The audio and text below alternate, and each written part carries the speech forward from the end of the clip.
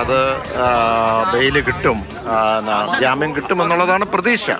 ആ പ്രതീക്ഷ എന്ന് പറയുമ്പോഴും ജാമ്യം കിട്ടിയാൽ അതൊരു ഒരു സാങ്കേതികമായ ഒരു അല്പ ആശ്വാസം മാത്രമേ ഉള്ളൂ. പക്ഷേ ഇതുമായി ബന്ധപ്പെട്ട് കൃത്യമായി ഈ കേസുമായി അന്വേഷണ ഉദ്യോഗസ്ഥൻ കുറ്റക്കാരനല്ല എന്ന് റിപ്പോർട്ട് ചെയ്യുമ്പോൾ നമുക്കിവിടെ വെച്ച് തന്നെ സ്ക്വാഷ് ചെയ്യാൻ പറ്റും. അതല്ലെങ്കിൽ ഹൈക്കോടതിയിലേക്ക് പോകേണ്ടി വരും.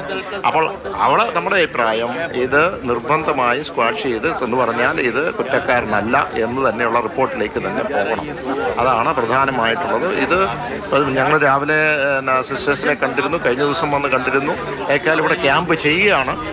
തീർച്ചയായും ഇതിനൊരു നീതി ലഭിച്ചേ പറ്റൂ. അതിനുള്ള ഒരു പോരാട്ടം നടന്നുകൊണ്ടിരിക്കുകയാണ്. ഇപ്പോൾ ഒരു അഥവാ പുറത്തേക്ക് ഇറങ്ങി കഴിഞ്ഞാൽ അതോടുകൂടി നിങ്ങളുടെ പിന്തുണയും ഈ ഇതൊക്കെ അവസാനിക്കും അല്ലല്ലോ. അതുകൊണ്ടല്ല ഞാൻ ആദ്യമേ തന്നെ പറഞ്ഞത്, ഇത് വേണമെന്നുണ്ടെങ്കിൽ, ഇത് പൂർണ്ണമായി പൂർത്തീകരിക്കണമെന്നുണ്ടെങ്കിൽ ഈ അന്വേഷണ ഉദ്യോഗസ്ഥൻ ഇതിന് കുറ്റക്കാരല്ല എന്ന് എഴുതി ഡിപ്പാർട്ട്മെന്റ് കൊടുത്തെങ്കിൽ മാത്രമേ ഉള്ളൂ. ഇല്ലെങ്കിൽ ഇതിൻ്റെ ഈ പറയുന്ന നിയമക്കുരുക്കിലേക്ക് തന്നെ പോകും. ഇപ്പോൾ ഞങ്ങൾ ജസ്റ്റ് വന്നു പോകുകയല്ലല്ലോ. കഴിഞ്ഞ ഞാൻ 4 ദിവസമായിട്ട് വന്നു, 2 ദിവസം നിന്നു, അത് കഴിഞ്ഞിട്ട് പോയി. ഞങ്ങൾ എല്ലാവരും കൂടെ കൂടി ആഭ്യന്തരമന്ത്രിയെ കണ്ടു. അവിടുന്ന് നേരിട്ട് വീണ്ടും ഇങ്ങോട്ട് വന്നു. ഇന്നലെ കോടതിയിലെടുത്തു. അത് ജാമ്യം ലഭിച്ചില്ല, താമസിക്കുകയാണ്. ഇപ്പോൾ അതനുസരിച്ച് നമ്മൾ മുന്നോട്ട്.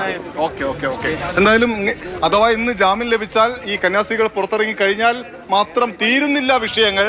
അവരുമായി ബന്ധപ്പെട്ട ഈ കേസ് അവസാനിപ്പിക്കുന്നത് വരെ ഒപ്പമുണ്ടാകുമെന്ന് ജോസ് കെ മാണി പറയുന്നു. ഇങ്ങനെ പിന്തുണക്കാരുടെ ഒരു പ്രവാഹം നമുക്ക് ഈ ദുർഗ് ജയിലിന് മുന്നിലേക്ക് കാണാം. ഇനിയും നേതാക്കൾ ഇങ്ങോട്ട് എത്തിക്കൊണ്ടിരിക്കുന്നു. വിധിക്ക് വേണ്ടി കാത്തിരിക്കുകയാണ്. അല്പസമയത്തിനകം തന്നെ വിധി എന്ത് എന്ന് റിപ്പോർട്ട് ചെയ്യാൻ കഴിയുമെന്ന് പ്രതീക്ഷിക്കുന്നു.